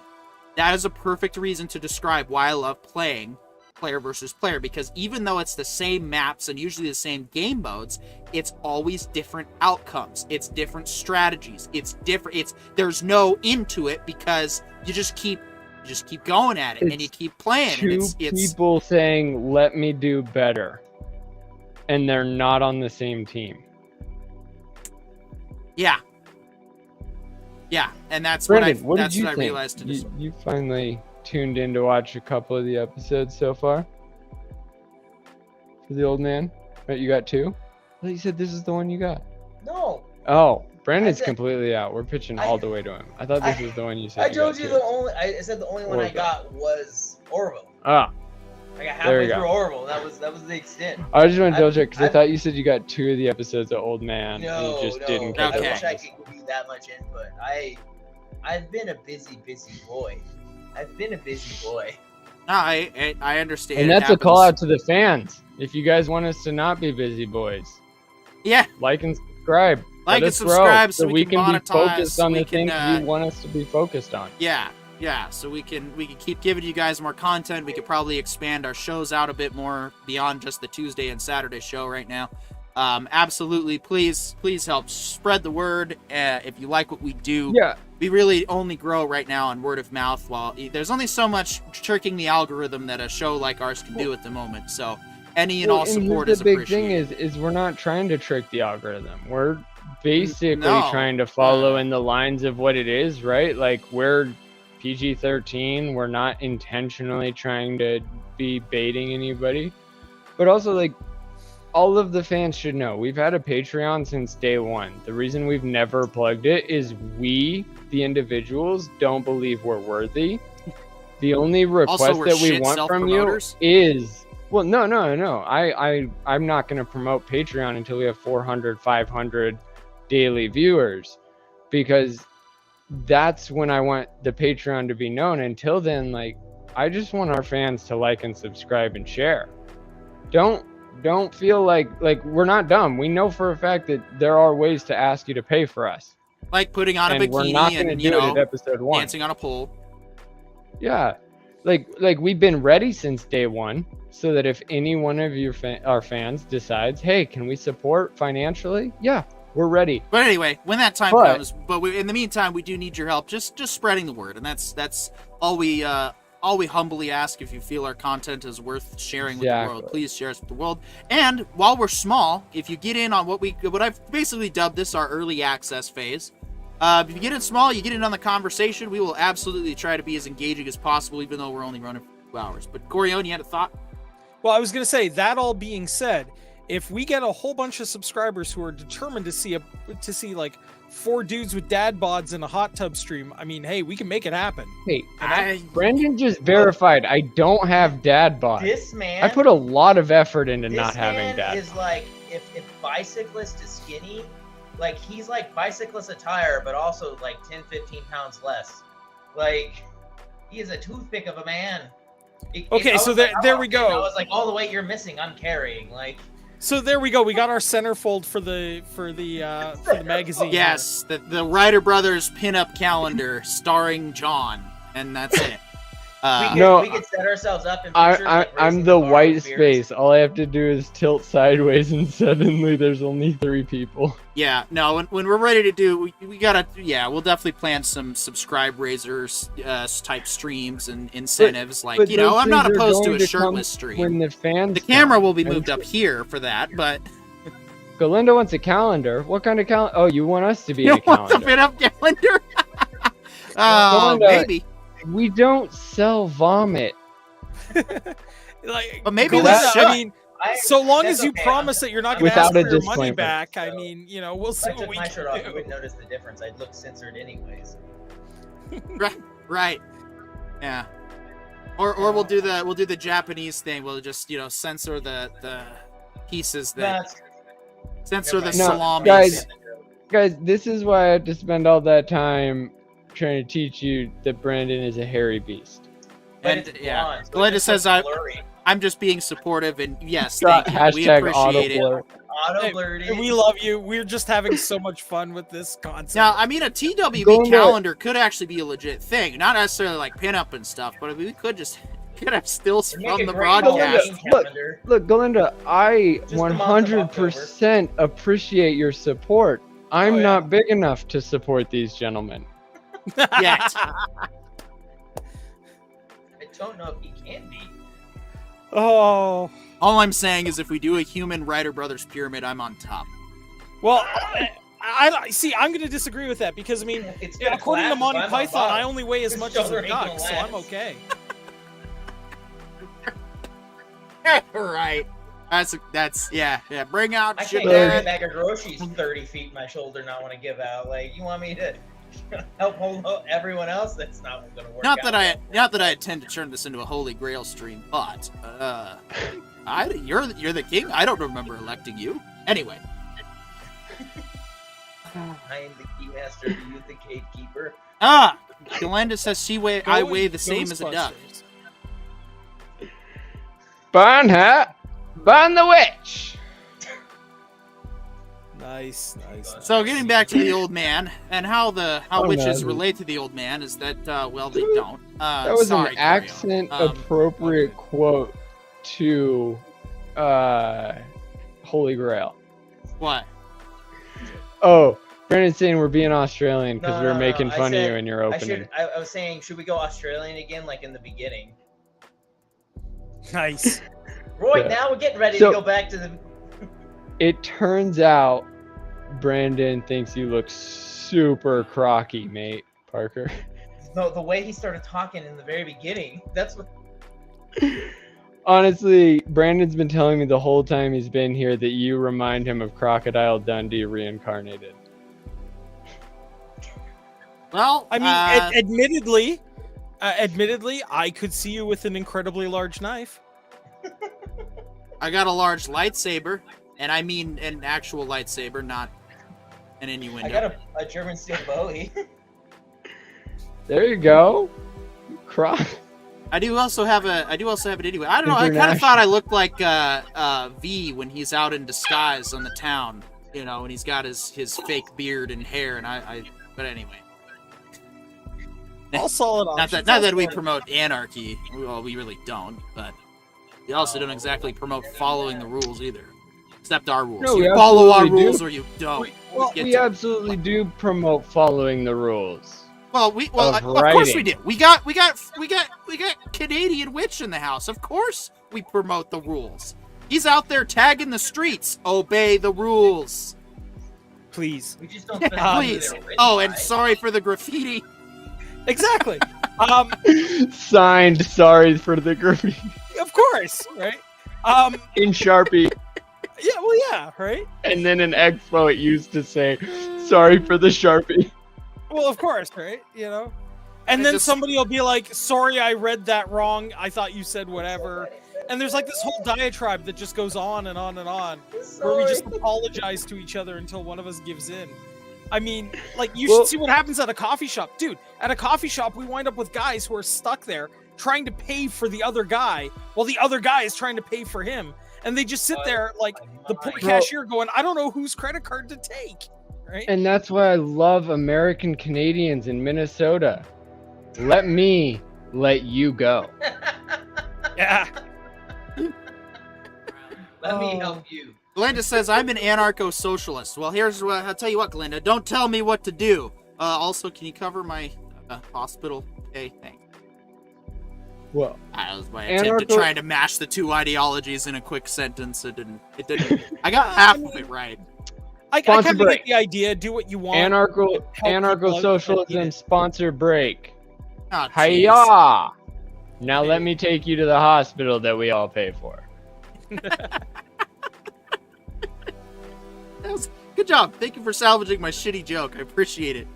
That was actually really good. You stuck the landing. No, that was good. Thanks, Glenda. I love chicken soup. Oh, yes. The cure to all sickness, chicken soup. Of course. Nice. And, yeah, so how this relates to the old man is, yeah, you guys, I cannot emphasize enough. You really gotta watch. It's just... this is... You guys are getting in real time our struggle to not spoil it for you. Like, all 3 episodes up till now have been a ton of fun, and as soon as you guys watch them, you're gonna be like, oh, I see why you guys were struggling to talk about it. Because like if I try to talk about any of the episodes, I'd make Bridges some chicken soup too. Yeah, who wouldn't make Bridges anything? I'd make Bridges. Glenda, we're on the same page. Dude deserves all the love. Great dude. Great guy. Oh, and John, I remember chicken soup to him. From our discussion for the other episode, the dude is Sam Elliott's character in The Big Lebowski. The dude no, Sam Elliott is describing the dude. Sam Elliott's the narrator. Yeah. I need to watch that movie again. It's been a minute. I love that movie. I should try to watch it sober too. That might help. You know, one of my closest friends. What? One of the I didn't think so either. So I don't know if it's a good idea. Think about it. Sometimes I eat the bear. Sometimes the bear eats you. Oh yeah, just like in Russia. I feel like that is basically everything Isaac Newton tried to teach us about gravity. Gravity. Yeah, gravy. Gravy. Nice. Thanks. I was already hungry. Whatever is emotion. Yeah, little known fact, Isaac Newton, also fantastic Iron Chef. So fact, that's funny. We actually talked about Iron Chef a little bit at work today because everyone was talking about celebrities they'd met, and I was like, oh yeah, I if you watch Iron Chef, the real one, not the American nonsense, I actually, Masaharu Morimoto was sort of a TV idol of mine for a while. Still is, I guess. But he's, I got to eat at his restaurant in Philadelphia and got to take a picture with him. It was a lot of fun. Very cool. Really cool guy. Absolutely. If you're in Philly, please check out the Morimoto. I believe he's still there. And just good food, but also he's one of the good ones when it comes to celebrity status. He loves meeting fans and yeah. Of course, that was your. I'd have to see if he's still alive. Ugh. Anyway, ever since he met you, he's over it. He's done. That's right. I was always like, I last this time. The last straw. He was like, "Yes, I work here. I'm so tired of people asking me if I own my own restaurant." Yeah, the only negative reaction I've ever had with a celebrity was David Carradine. That was the only time I've ever met a celebrity that wasn't like a fairly decent human being. Uh-oh. Looks like the Twilight Zone is colliding with Corian again.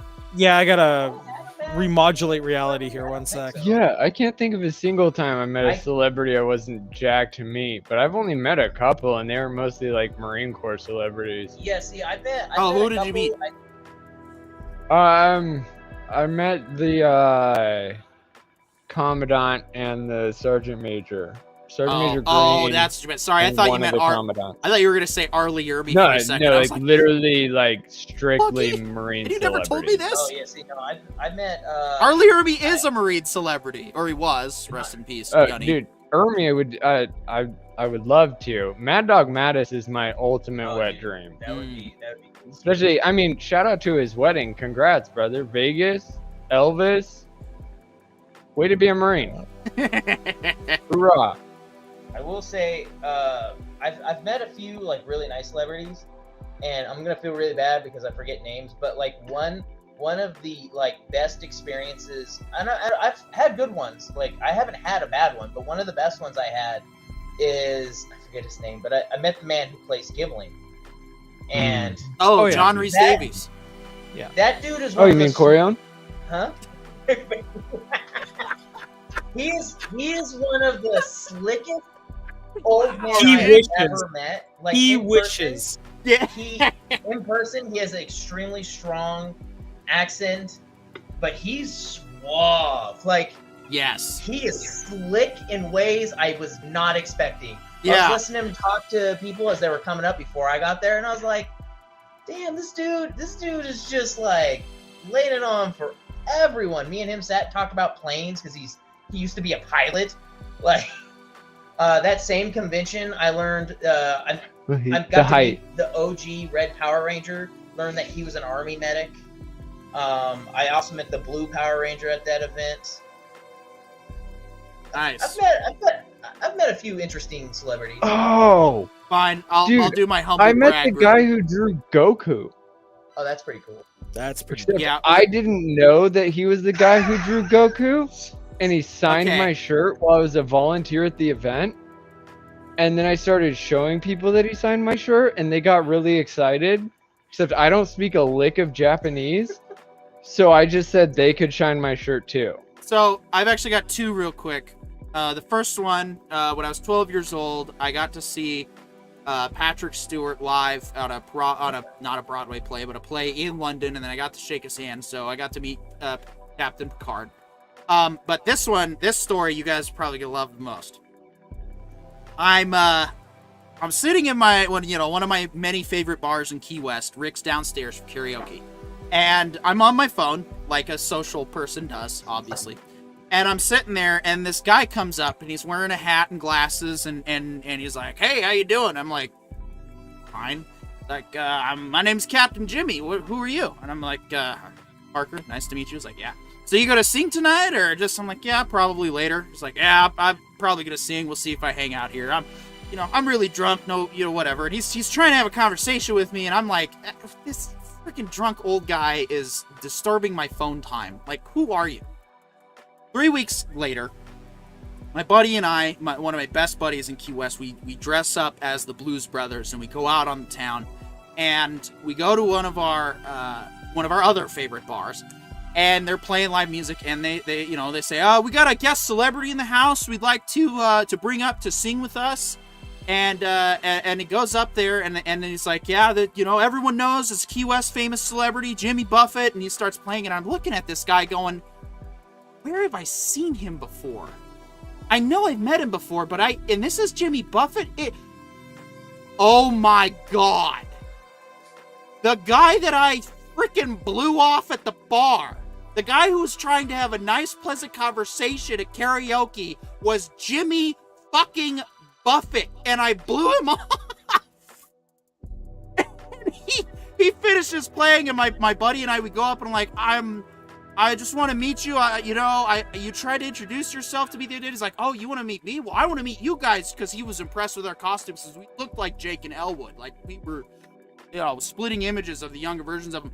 And he's like, "Oh, well, I want to meet you guys. I'm impressed. You guys even know who this is." And I'm just like, this is incredible. But yeah, really nice, chilled, pretty down to earth guy. And next time, Jimmy, I'll try not to be so antisocial. But it's like, I actually met him, and I didn't care. But actually, what I did, I told him, I was like, "So we actually met a couple weeks ago." And he's like, "Oh, where at?" And I was like, "Rick's Down." He goes, "Really? Was I drunk?" No, he didn't remember. It was all good.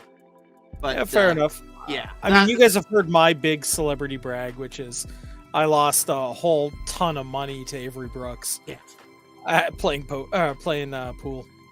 And yeah, that just must have been awesome. So, all right, we are coming down to the end of the show here. Any last thoughts on the old man, John, before we conclude for the night? Yeah, as far as final thoughts for the old man, I hope he's peeing well. Because he wasn't in the first episode. And he's been getting pretty stressed. He's been getting beat around. I'm sure it's probably knocked something back into place. Dude, I wonder if it's the best he's ever peed in his life, you know? Because, like, finally his life has caught up to his cycle. He's just like, I gotta get it out. Whereas, like, before this, he was like, I have to take out the trash this week. And now he's like, I'm on the adventure. I bet you he's peeing the best he's ever peed in his life. Pee holiday. You know, yeah, Oh, probably. Bortus. Bro, he's Bortus. He's not gonna pee for a year. Brutus. Bortus. Yeah, now Jeff Bridges on the Orville. Now that would be that I could definitely see happening. That would be so fun. Jeff Bridges, like, that's what I mean by, like, he is basically our modern day Gandalf. Because, like, Ian McKellen can play anything, or could. Nowadays, I feel like he's a lot more limited. But, like, when he was Gandalf, he was, like, in his late 50s. He could have still gone toe-to-toe with George Clooney. He could have still gone toe-to-toe with Patrick Stewart in terms of, like, I think he could still go toe-to-toe with Patrick Stewart now. No. Patrick Stewart's baldness really changes the demeanor. Like, there is no way that you could put Sir Ian McKellen, and Sir Patrick Stewart in the same villain versus villain movie, and you'd ever assume that Ian McKellen's the actual villain. Like, I feel like Patrick Stewart's baldness really, really helps. But that's where Bridges comes in, is he's our Sir Ian McKellen. He's our Sir Patrick Stewart. Because, like, when I was watching Patrick Stewart grow up, it was definitely like my dad's dad. As far as, like, just in terms of, like, age. It wasn't like my dad came even close to being anywhere near ready to be promoted for an admiral. Right? Like, Patrick Stewart is always one episode away from being like, all right, you're off the ship and you're the admiral of the fleet now. Right? And that's what Jeff Bridges is to me. Yeah, not like, since assimilation. Yeah, obviously. But as far as, like, Jeff Bridges goes, is he's that same kind of character. Is like, at the beginning when it came to being, you know, the dude, even, he was borderline the stoner's wizard.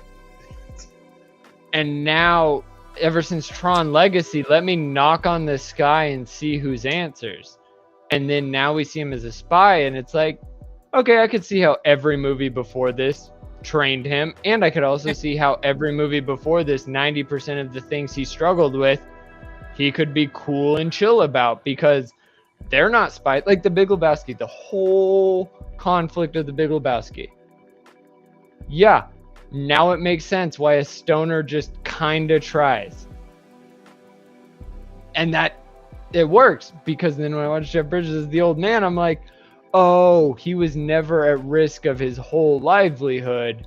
He was just ruined about his rug. And that's the beauty of the old man, is it does nothing to his history, but also it's nothing we've ever seen before from his discography. Yep. It's beautiful. Like, and Lithgow too. Again, everything you just basically said about Bridges, you can say about John Lithgow, and it's. Well, that's the craziest part about the show is John Lithgow.